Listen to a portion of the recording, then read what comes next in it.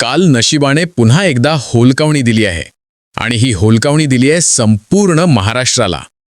मित्रांनो, काल पुरंदर केसरीच्या मैदानात सगळ्या महाराष्ट्राची खूप मोठी अपेक्षा होती आपल्या लाडक्या बकासूरकडून. आणि काल बकासूरने पुन्हा एकदा दाखवून दिलं की तो का महाराष्ट्राचा देव मानला जातो. मित्रांनो, काल बकासूरचा पैरा टॉपचा होता आणि दुसऱ्या बाजूला होता बावऱ्या. इथे एक गोष्ट ठामपणे सांगावी लागेल, बावऱ्या कमी पळालेला नव्हता, तो सुद्धा चांगल्या स्पीडने ताकदीने पळालेला होता. पण शेवटी नशीब नशीबच असतं.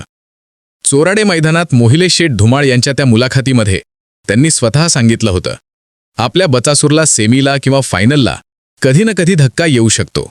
आणि काल नेमकं तेच घडलं. मित्रांनो, सगळ्या महाराष्ट्राला माहिती आहे बकासूर म्हणजे काय. त्याचं पळणं, त्याचा इतिहास, त्याची दहशत हे वेगळं सांगायची गरज नाही. कोकण असो, पश्चिम महाराष्ट्र असो, उत्तर दक्षिण महाराष्ट्र असो, महाराष्ट्राच्या कानाकोपऱ्यातून लोक बकासूरची शर्यत बघतात. काल सेमीमध्ये बकासूर गट सुट्टा काढून आला होता, पण सेमीला गाडी पब्लिकने लागली, तीही 1 नंबर फाटीवरून. इथे दोष कुणालाच देता येणार नाही. शेवटी नशीब पुढे आलं आणि हेच पाहून काल संपूर्ण महाराष्ट्र थोडा नाराज झाला. खरं सांगायचं तर ज्या वेळेला बकासूर सेमीला होता त्यावेळेला लाईव्हवर प्रचंड गर्दी होती, पण पराभव झाल्यानंतर फायनल बघायला लोक कमी होते. यावरून एकच गोष्ट समजते, या बैलावर किती लोकांचं प्रेम आहे. मित्रांनो, काही लोक तर बकासूर हरला की जेवणसुद्धा करत नाहीत. एवढं प्रेम, एवढी आपुलकी फार कमी नंदींना मिळते. पण काल एकच गोष्ट स्पष्ट झाली, एका पराभवाने कुणीही खचायचं नाही. हार जीत हा खेळाचा भाग आहे. कधीकधी हार पचवावी लागते. बकासूर येतो, तो कधीच कुणाला नाराज करत नाही आणि करणारही नाही. आता पुढची महत्त्वाची गोष्ट, 27 तारखेला बकासूर आपल्याला किन्हीच्या मैदानात दिसणार आहे. हे त्याचा आजोळ आहे आणि आजोळात गेल्यावर देव कधी रिकाम्या हाताने परत जात नाही.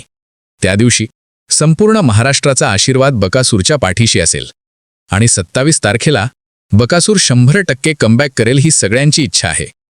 पहिला कोण असेल हे पुढे नक्की सांगू, पण एक गोष्ट ठाम आहे, बैलगाडा क्षेत्रातील देव बकासूर इतक्या सहज संपणारा नाही. त्याच्या नावावरचे विक्रम, त्याची ओळख स्वतः सांगतात. म्हणून मित्रांनो, नाराज होऊ नका, खचू नका. 27 तारखेला किन्हीच्या मैदानात आपला बकासूर पुन्हा एकदा महाराष्ट्राला अभिमानाने उभा करेल. आणि काल झालेल्या पुरंदर केसरी मैदानाचा 1 नंबरचा मानकरी ठरला मथुर. त्याला देखील खूप खूप शुभेच्छा. जय बकासूर, जय बैलगाडा, जय शिवराय. तर मित्रांनो, भेटू अशाच नवीन व्हिडिओमध्ये.